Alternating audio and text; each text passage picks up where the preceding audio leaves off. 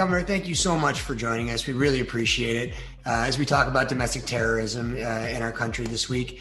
This week, FBI Director Chris Wray testified in front of Congress. And when speaking on the rise of domestic terrorism in the United States, he noted that the number of cases the FBI is working through have more than doubled since 2019. So with this in mind and your personal experience, we were eager to talk to you about your perspective on domestic terrorism across the country and what state leaders are doing about it. Starting simply, can you define for us what is domestic terrorism?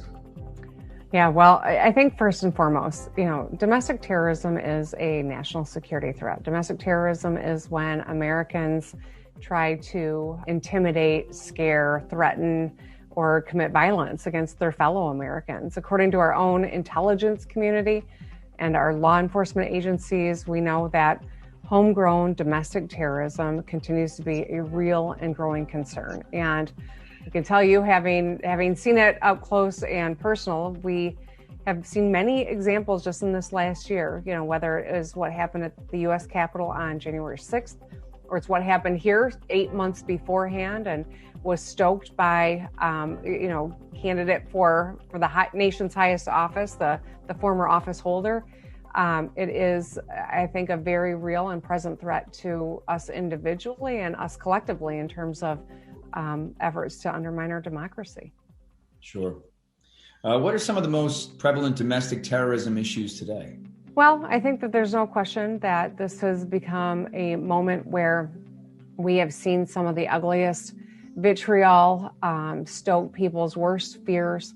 The biggest concern I think that I have is as we learn more about domestic terrorism, it's very clear that there has to be a charismatic leader and that there has to be a way to organize and to communicate. We know what the first was, right? I saw firsthand a president who was stoking it, but I think the flow of communication is something that really is very concerning. When people are home, like in COVID, right? So many of us are home, but the access to being able to go down rabbit holes and conspiracy theories and the lack of empathy, right, of person to person when people are behind screens. I think people are retreating into their own curated information bubbles and sequester themselves from reality. And that, as people are talking about, the groups that they are involved in or the way that media is curated to them, I think we are seeing that this is going to be a significant challenge going forward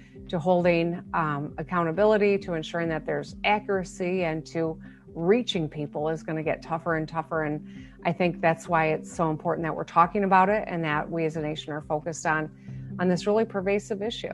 Does systemic racism have a role to play in the state of domestic terrorism? And if so, how can it be addressed? Yeah, I think so. I think part of the root of this, of course, is the phobias, right? Whether it's based on race or ethnicity or religion, these inclinations to write off whole sections of our society and to isolate perpetuates this lack of information and this culture, of division and people who are being groomed to pursue, identity and identity politics. So I think that there's a lot of pieces that are involved here. And I definitely think that racism is an important component that streams through all of this. I never could have imagined when I took my oath of office to become governor of Michigan that there would be a time where I would be the target of white supremacists.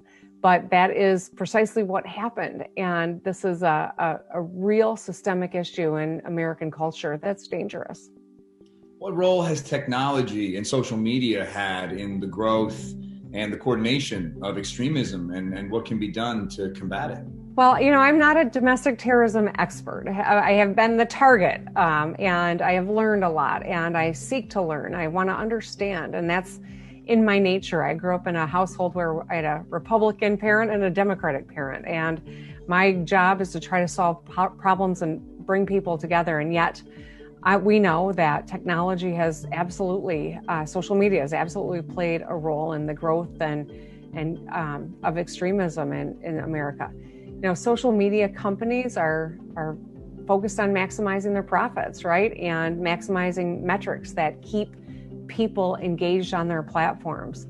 And the main metric, the thing that drives that engagement, is excitement and maximizing that. And I think it takes a lot of different forms until you really think about it. And I watched, a documentary recently, and the amount of time that we spend watching YouTube or making comments on posts of our friends, retweets on Twitter, we are giving information and we are fed information that's curated to us. So their motivation is to incentivize additional usage. And the trouble is that content that's controversial gets a lot of eyeballs, it's divisive, and often leads users who aren't intent on that down content chasing that leads them into these groups that I think are so attractive and so dangerous at the same time. So when dealing with all these groups on social media especially, how do we balance free speech with fighting hate speech? We are proud of our rights to have free speech, but there's speech that is limited when you are endangering other people, for instance. It's a fundamental right that I respect and I will fight to protect, and yet we don't have freedom from the consequences of that speech every time. And so there's a reason that courts and governments and people understand that there are certain kinds of speech that we curtail.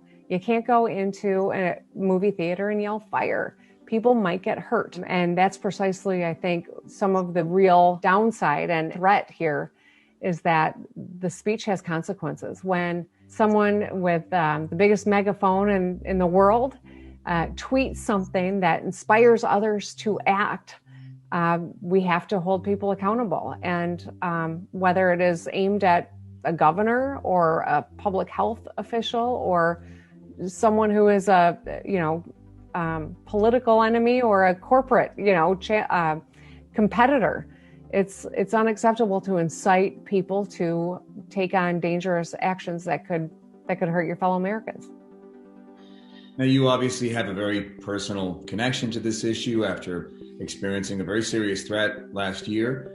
How has that experience shaped your approach to combating domestic terrorism in Michigan? Well, you know what? It's interesting. I went to the polls on election day. My daughter was working the polls and I took her a snack while she was working. I'd voted absentee like I'd encourage everyone else to, by the way. But there was a man there who glared at me and sneered through his mask. I was just glad he was wearing a mask, and said, free Michigan. And it was that kind of vitriol that was inspired by the president, frankly. He had been recently in my state and was encouraging chants of lock her up and that same kind of rhetoric that has created this dangerous moment. And you know what? My state hadn't been under a stay-at-home order for many, many months, but he was just spewing this and the hate. And I wasn't angry and I wasn't scared. I was sad because we need to be able to find common ground. You mentioned I was raised in a household with, a Republican parent and a Democratic parent. We knew that we might not all see eye to eye on everything, but at the end of the day, we were family and we were going to work out our differences and do what needed to be done. And I think, President Obama used to say you can disagree without being disagreeable. And that reality seems to be slipping away, that people retreat to their own corners and vilify everyone who doesn't see the world the exact same way. And I think it's on leaders to take a stand on both sides of the aisle. And it's on corporate America to take a stand as well. You have to live your values, not just say your values. And I think it's really important that we all do that. Every one of us has a role to play in that. Very well said. Yeah, I mean, you do have a personal experience around this and trying to live that while you govern or using that to govern within your state. What recommendations do you have for the Department of Homeland Security and for Congress as they try to tackle this problem as well? Well, I think that they have to be relentless in the pursuit to hold people accountable. There have to be consequences when people storm our nation's capital, threatening the lives of the men and women who serve our country in that capital, taking the life of a police officer. I think that it's important that we root it out and hold people accountable, that is crucial, because where there is no accountability, we will never get our arms around this. And I think we also need to hold our leaders accountable in terms of their rhetoric. Every time, a Twitter storm would start, it could inspire others. And we have to, I think, be mindful of that. And I also think that the Department of Homeland Security needs to work very closely with law enforcement at all levels. And to the extent that there are people that hold these views in positions of power, whether they be at the local level or in law enforcement or in elective office, we need to root that out and hold them accountable as well. So this is not something that is going to be fixed overnight. This is not something that just happened over the last 4 years, although it's gotten measurably and clearly worse over the last 4 years. And we have a lot of work to do. I also think getting people back to work, so that we are not home and running down these rabbit holes, and we are busy and we are in a position to put food on the table and take care of our families. I think that will help. That will go a long way toward helping as well. Governor, thank you so much. We really appreciate you joining us. It's really wonderful to be able to sit down with you and hear your insight on all these issues. Thank you so much. Yeah, for sure. Well, thanks for doing what you guys are doing to keep the world educated on what's going on. I appreciate you.